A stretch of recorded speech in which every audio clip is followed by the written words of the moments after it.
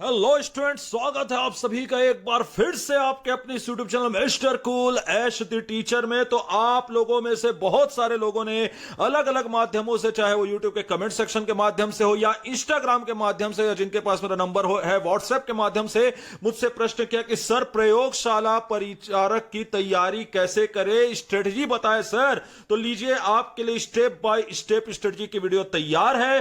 कैसे करना है आपको तैयारी, इसके ऊपर डिस्कशन करेंगे।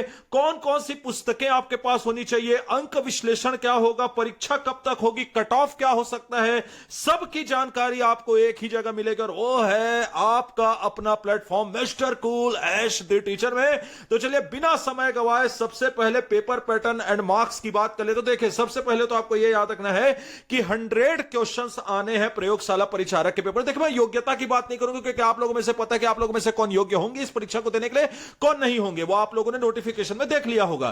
तो याद रखिएगा जिसमें से 60 नंबर के होने वाले फिजिक्स, केमिस्ट्री और बायोलॉजी और 40 नंबर में सीजीजी के छत्तीसगढ़ का जनरल नॉलेज और इंडियन जियोग्राफी पूछा जाने वाला है। अब इसमें एक बात याद रखिए, जो सीजीजी के है इससे आने वाले हैं 30 नंबर के क्वेश्चन और इंडियन ज्योग्राफी से आने वाले हैं 10 नंबर के क्वेश्चन। तो कुल मिलाकर के इस प्रकार से आपका रहने वाला है पेपर पैटर्न।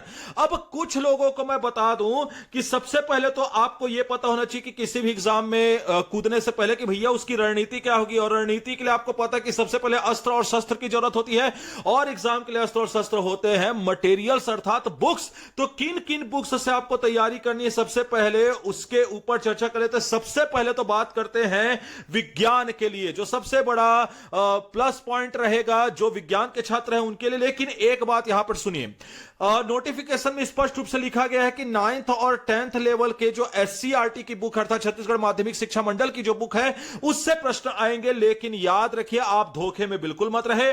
आपको एससीईआरटी 9वीं 10वीं की बुक तो पढ़नी ही है, लेकिन इसके अलावा आपको एनसीईआरटी के 10th 11th और 12th की भी बुक्स पढ़नी पड़ेंगी। जिन जिन टॉपिक्स को उसमें मेंशन किया गया उन्हें आपको इन बुक्स से जरूर पढ़ना पड़ेगा। इसके अलावा आपके पास लुसेंट की बुक जरूर होनी चाहिए और साथ ही साथ मैं आपको सजेस्ट करूंगा कि परीक्षावाड़ी की बुक भी विज्ञान के लिए जरूर पढ़े। अब आप बोलेंगे सर इतनी सारी बुक्स आप बता रहे पढ़ने के लिए टाइम कहां है, तो मैं भी आपको आगे बताऊंगा भैया आपके पास टाइम ही टाइम है। इसीलिए मैं आपको बोल रहा हूं कि इतना ज्यादा बेस स्ट्रांग कर लीजिए कि आपको परीक्षा में सेलेक्ट होने से कोई भी ना रोक पाए। तो आपको साइंस के लिए इन सारी बुक्स को पढ़ना पड़ेगा। अच्छा, अब यहां पर एक और बात याद रखिएगा कि इतनी बुक्स पढ़ने पर मैं जोर क्यों दे रहा हूं, क्योंकि 60 नंबर के विज्ञान के प्रश्न पूछे जाने वाले। तो आपको समझ में आ गया होगा कि क्यों इंपॉर्टेंट है कि आपका बेस से लेकर के एडवांस लेवल क्लियर रहे। अब देखिए कुछ लोग बोल रहे हैं, कुछ लोग कमेंट सेक्शन में भी बोलेंगे कहां सर 9वीं 10वीं की बुक पढ़ने के लिए बोला गया है खुद नोटिफिकेशन में और आप हमें यह सब पढ़ने बोले। तो देखिए इससे पहले जो प्रयोगशाला परिचायक हुआ था ना उसमें भी आपके इतने हाई लेवल के क्वेश्चन आए थे, जबकि वो आपको पता होगा कि स्कूल डिपार्टमेंट के लिए था। यह तो भैया उच्च शिक्षा विभाग के लिए आप लोगों का एग्जाम लिया जा रहा है। तो सोचे किस लेवल के प्रश्न आएंगे। यहां पर आपसे यह नहीं पूछेगा कि भैया बेंजीन का फॉर्मूला बता दो, यहां पे आपसे यह नहीं पूछेगा कि भैया यूरिया का फॉर्मूला बता दो। यहां पर आपसे पूछेगा भैया हाइड्रोजन बॉन्ड क्या होता है, सिग्मा बॉन्ड क्या होता है, फलाना बॉन्ड क्या होता है। इस टाइप के डीप क्वेश्चंस यहां पर आने वाले हैं, इसलिए आपको साइंस को बहुत अच्छे तरीके से करना जरूरी है। इसके अलावा छत्तीसगढ़ के जीके जो कि 30 नंबर का होगा और खास करके ये उन लोगों के लिए प्लस पॉइंट है जो व्यापम और पीएससी की तैयारी करते हैं। तो याद रखिएगा ऐसा कोई बेसिक बुक आपको लेना है जो कि सारे कवर्स को, सारे एस्पेक्ट को कवर करता हो और इसके लिए आपको पता है कि मार्केट में कौन सी बुक अवेलेबल है, आप उससे जरूर लीजिए। लेकिन मैं आपको बता दूं 30 नंबर का छत्तीसगढ़ आ रहा है और उसमें इकोनॉमिक्स सर्वे के क्वेश्चन ना हो ऐसा हो ही नहीं सकता। आपको इकोनॉमिक्स सर्वे कहां से मिलेगा यह भी मैं कुछ देर में ही आपको बताने वाला हूं। तो याद रखिए इकोनॉमिक्स सर्वे और एक बेसिक बुक छत्तीसगढ़ की आपको जरूर पढ़नी पड़ेगी जिससे आपके ये एस्पेक्ट कवर हो।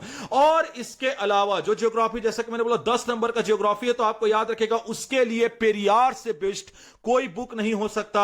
ये रही पेरियार की बुक जो आपको लेनी ही पड़ेगी। याद रखेगा पेरियार की बुक के माध्यम से आप अपनी तैयारी को बहुत अच्छे स्तर तक पहुंचा सकते हैं। ज्योग्राफी में 10 में से 10 तक लाने की आप क्षमता रखेंगे।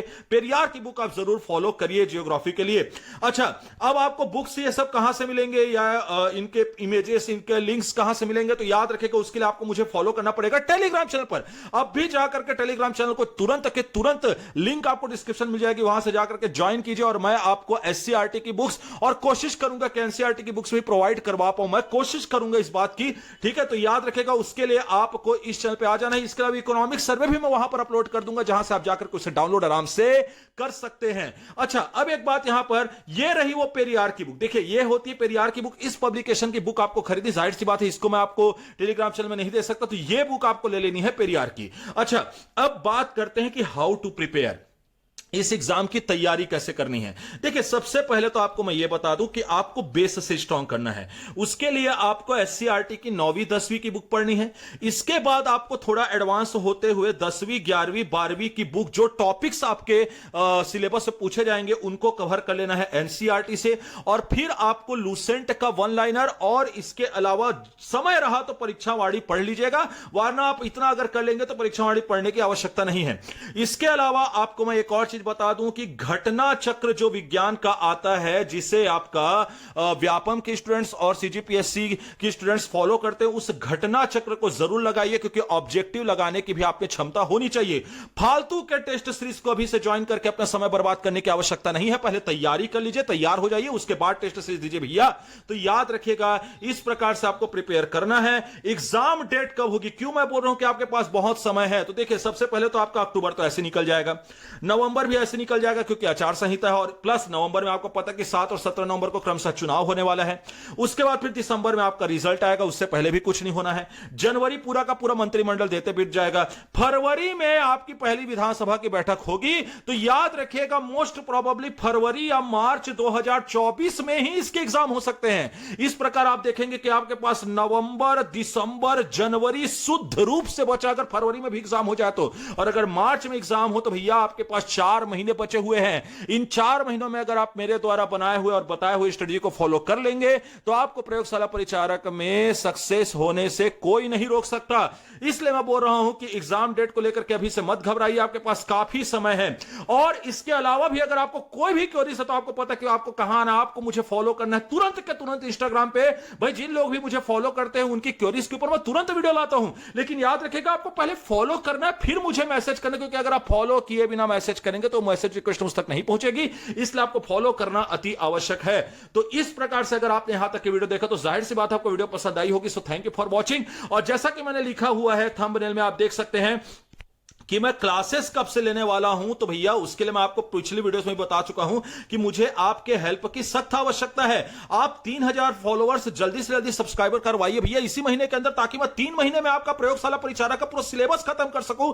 और इसके बाद जो वीडियो मेरी आने वाली है वो इसी प्रकार से हॉस्टल वार्डन की रणनीति के ऊपर भी होगी, और क्लासेस भी जल्द ही चालू होगी। लेकिन उसके लिए मुझे आपके सपोर्ट की बेइंतहा आवश्यकता है। इसके लिए आपको इस वीडियो को लाइक करना जरूरी, इस वीडियो को ज्यादा से ज्यादा शेयर करना जरूरी है, चैनल को सब्सक्राइब करना जरूरी है, और बेल आइकन जरूर दबा दीजिएगा, ताकि आपको मेरी आवाज और मेरी वीडियो जो है वो बार बार सुनाई देती रहे, जो आपके फ्यूचर के लिए अच्छी होगी। तो इस प्रकार से मैं मिलूंगा आपसे नेक्स्ट वीडियो में, तब तक के लिए मैं आशीष पांडे आपसे विदा लेता हूं। धन्यवाद।